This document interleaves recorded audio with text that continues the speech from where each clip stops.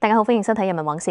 如果我問你邊個女星最能代表香港90年代天使面孔、魔鬼身材嘅極致，好多人腦海中一定會浮現李麗珍的名字。17歲就憑着《開心鬼》一炮而紅嘅佢，長着一張圓嘟嘟、毫無攻擊性嘅初戀臉，是無數少男心目中嘅玉女掌門人。後來為了突破事業瓶頸，佢大膽一脫，憑着一部《蜜桃成熟時》轟動成個華人世界，高達1000萬嘅票房紀錄，直接將佢推上咗全港頭號性感女神嘅寶座。然而呢位在銀幕上讓無數男人神魂顛倒嘅真妹，佢現實人生嘅情路卻走得比任何人都坎坷，都遍體鱗傷。喺當時那個講求名利、女星爭相嫁入豪門嘅娛樂圈，李麗珍卻是一個徹頭徹尾嘅戀愛腦。佢挑選伴侶從來不看身家、不看地位，甚至連外表都不在乎。就在佢憑住性感形象紅透半邊天，大把富豪排隊追求嘅時候，佢突然做了一個震驚全港嘅決定，宣布閃婚。而佢嫁嘅男人竟然是長相非常精緻、另類，被當時媒體刻薄形容為美女與野獸組合嘅音樂人許願。這段不被所有人看好嘅婚姻，僅僅維持了4年就宣告結束，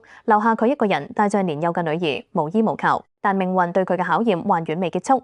離婚後嘅李麗珍非但沒有迎來平靜，反而陷入了人生中最黑暗嘅深淵。佢遭遇了轟動全港嘅情感醜聞，甚至被自己最信任嘅好姐妹出書背叛、惡意抹黑，一時間淪為全港笑柄。無數嘅指責同口水，差點將佢逼上絕路。佢甚至寫好了6封遺書，準備向呢個世界道別。但就在所有人以為呢代女神將會以悲劇收場嘅時候，佢卻為了女兒展現出了超乎想象嘅堅韌與骨氣。佢不僅沒有被打倒，反而收起眼淚，憑着一部文藝片奇蹟般奪得金馬影后，用實力狠狠煽練命運一記耳光。到底係一條點樣嘅情路，讓李麗珍活得如此跌宕起伏？喺那些荒謬嘅流言蜚語背後，又隱藏了佢幾多不為人知嘅溫柔與無奈？今日我哋就嚟拆解李麗珍這段從蜜桃女神到金馬影后，在愛恨裏面浴火重生嘅傳奇人生。1983年，17歲嘅李麗珍喺街上被星探發掘，隨後被黃百鳴相中，加入了經典嘅開心少女組。當時佢憑着《開心鬼》、《聖誕快樂》等電影迅速走紅。嗰陣嘅佢，圓圓嘅面珠墩，笑起來天真爛漫，好多人都將佢當成心目中初戀情人嘅化身。但隨着年紀漸長，到咗27歲嘅時候，李麗珍遇到咗所有女星都會面對嘅中年危機。如果繼續扮清純學生妹，好快就會被後生女淘汰。為了在競爭殘酷嘅影壇生存落去，佢做了一個在當時極具爭議卻驚天動地嘅決定，打破玉女形象，轉型拍風月片。1993年，李麗珍接拍咗《蜜桃成熟時》，同當時其他一脫到底、走低俗路線嘅艷星唔同，李麗珍在戲裏面展現出嚟嘅是一種極具健康美、純真卻又充滿誘惑嘅奇特氣質。佢將那份少女嘅嬌羞同女人嘅成熟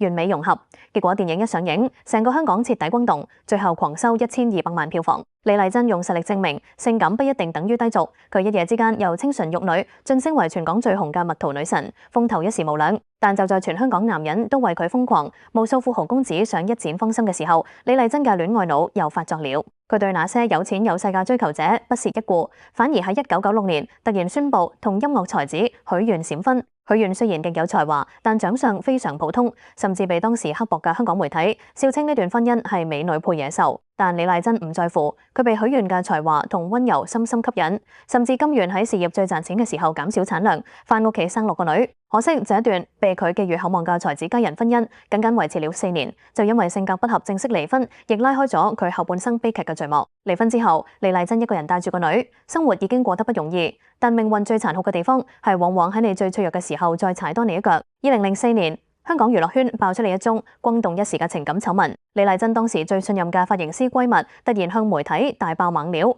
甚至出書詳細描述佢哋之間荒誕嘅感情糾紛。一時間，成個香港嘅八卦雜誌天天用最刻薄、最侮辱性嘅字眼去報道李麗珍。好多人對佢指指點點，無數嘅謾罵同嘲笑，好似潮水咁湧過嚟，將佢苦心經營多年嘅女神形象徹底擊碎。面對昔日好姐妹最毫無底線嘅背叛同出賣，李麗珍百口莫辯。嗰段時間佢連門都唔敢出，患上咗極度嚴重嘅抑鬱症。一個曾經風靡全港嘅大明星，竟然被逼到萬念俱灰，喺屋企親手寫下咗6封遺書，分別留俾父母同最愛嘅人，準備用最決絕嘅方式向呢個世界告別。但就在佢準備放棄生命嘅最後一刻，佢望着身邊還未長大、眼神天真懵懂嘅女兒，佢個心突然震了一下。佢諗到，如果自己走咗，個女無依無靠，以後要點樣去面對這個殘酷嘅世界？就係因為這份血濃於水嘅母愛，激發起李麗珍心底裏最後一尊骨氣。佢同自己講：我絕對唔可以就咁倒下。於是佢親手撕毀咗那6封遺書，為了俾女兒一個安穩嘅家，為了證明自己唔係一個只會喊嘅弱者，佢抹乾眼淚，重新站了起來。佢不再理會外面嘅流言蜚語，將所有心思擺喺鑽研演技度。1999年，其實喺醜聞爆發前夕，佢就已經憑着許鞍華導演嘅文藝片《千言萬語》打破所有人嘅偏見，奇蹟般奪得金馬獎最佳女主角。而喺經歷風波之後，佢更係靠住呢座影后嘅實力與尊嚴，在影壇低調復出，一步一步將踩碎咗嘅尊嚴靠自己親手執返返嚟。除咗同許願嘅短暫婚姻，李麗珍一生最轟烈，亦最令人唏噓嘅，莫過於佢同著名填詞人潘源良那段糾纏咗30年嘅虐戀。兩個人由後生開始，經歷咗足足4度復合，4度分開。每一次李麗珍喺情路上受傷，潘源良都會默默守候喺佢身邊。好多人都以為佢哋最終可以白頭到老，可惜喺2016年，兩人迎來第4次分手。潘源良隨後喺外國低調迎娶咗其他人。